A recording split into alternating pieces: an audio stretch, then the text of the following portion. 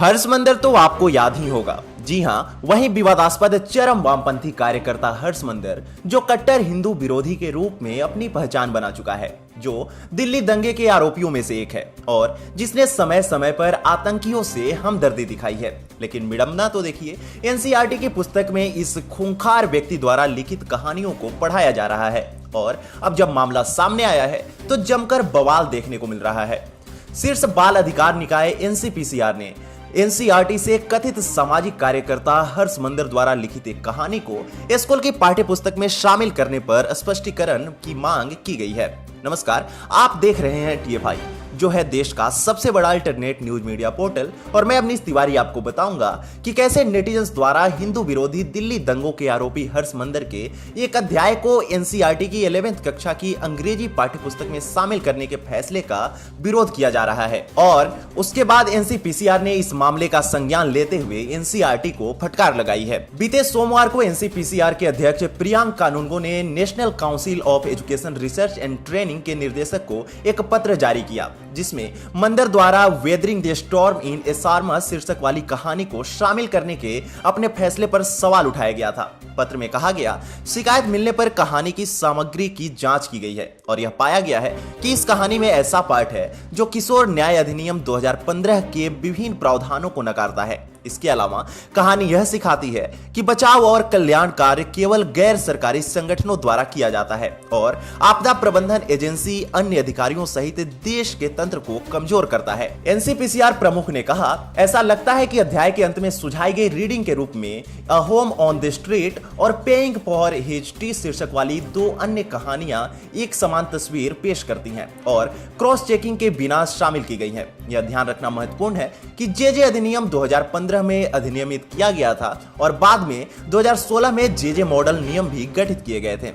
उक्त पुस्तक को 2016 और 21 के बीच 5 बार पुनर्मुद्रण किया गया है और रिपोर्ट के अनुसार पुस्तकों में संशोधन किया गया है।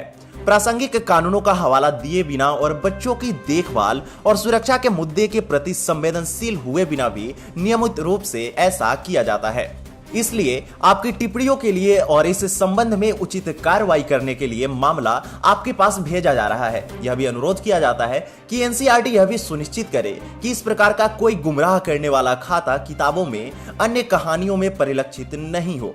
आप इस पत्र को जारी होने के 7 दिनों के भीतर की गई कार्रवाई के बारे में आयोग को अवगत करा सकते हैं। दरअसल बीते रविवार को स्तंभकार साकेत सुरेश ने 11वीं कक्षा की एनसीईआरटी की अंग्रेजी पाठ्य पुस्तक का एक स्क्रीनशॉट साझा किया, जो हर्षमंदर द्वारा लिखी गई एक कहानी थी, जिस पर मनी लॉन्ड्रिंग और दिल्ली दंगों से पहले हिंसा भड़काने का आरोप लगाया गया था। स्तंभकार ने व्यंग्यात्मक रूप से यह भी कहा था कि शानदार साहित्यकार मंदर द्वारा लिखा गया निबंध ओ हेनरी और ऑस्कर वाइल्ड जैसे छोटे लेखकों के बीच प्रतिच्छेदित था।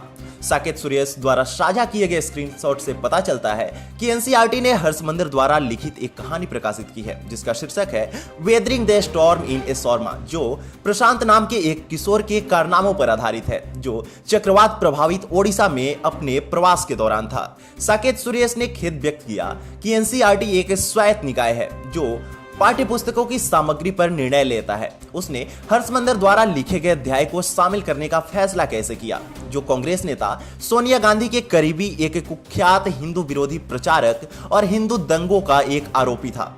एक अन्य social media user Anand Kumar ने भी दंगा आरोपी द्वारा लिखे गए एक अध्याय को शामिल करने के लिए एनसीईआरटी पर निशाना साधा। उन्होंने कहा कि हर्षमंदर जैसे साहित्यिक दीमकों और आरोपियों को एनसीईआरटी की अंग्रेजी पाठ्य पुस्तकों में जगह मिलना अद्भुत है। बताते चले कि विवादास्पद चरम वामपंथी कार्यकर्ता हर्षमंदर देश में हिंदू विरोधी प्रतिष्ठान के प्रमुख चेहरों में से एक है। हर्षमंदर ने लगभग 2 दशकों तक भारतीय प्रशासनिक सेवा में काम किया था और 2002 में गुजरात में दंगों के विरोध में सेवाएं छोड़ दी थी। वो सोनिया गांधी के राष्ट्रीय सलाहकार परिषद में अपनी सेवा के लिए सबसे प्रसिद्ध है, जिसने हिंदू विरोधी सांप्रदायिक हिंसा विधेयक का मसौदा तैयार किया था। वर्तमान में Harsh Mander centre for equity studies का निर्देशक है, जिसे ईसाई संगठनों से धर्मांतरण हेतु धन प्राप्त हुआ है। हर्षमंदर इसरत समर्थक भी है, जो लश्कर-ए तैयबा की महिला कार्यकर्ता है, जिसे गुजरात में अपराध शाखा के अधिकारियों द्वारा 3 अन्य लोगों के साथ मुठभेड़ में मार गिराया गया था। वह उन व्यक्तियों में से एक है जिन्होंने मुंबई हमले के आतंकवादी याकूब मेनन के लिए दया याचिका पर हस्ताक्षर किए थे और उन 203 व्यक्तियों में भी शामिल था जिन्होंने पाकिस्तानी आतंकवादी अजमल कसाब और अफजल गुरु के लिए दया याचिका पर हस्ताक्षर किए थे। हर्षमंदर उन 40 कार्यकर्ताओं में से एक है जिसने अयोध्या फैसले के खिलाफ अदालत में एक समीक्षा याचिका दायर की थी। इसके अलावा हिंदू विरोधी दिल्ली दंगों को भड़काने में हर्षमंदर की विशेष भूमिका थी। हर्षमंदर जैसे निकृष्ट व्यक्ति द्वारा रचित कहानी को एनसीईआरटी कक्षा 11 के अंग्रेजी के पाठ्य पुस्तक में स्थान देना निश्चित रूप से शर्मनाक है। दोषियों के खिलाफ कड़ी से कड़ी कार्रवाई होनी चाहिए।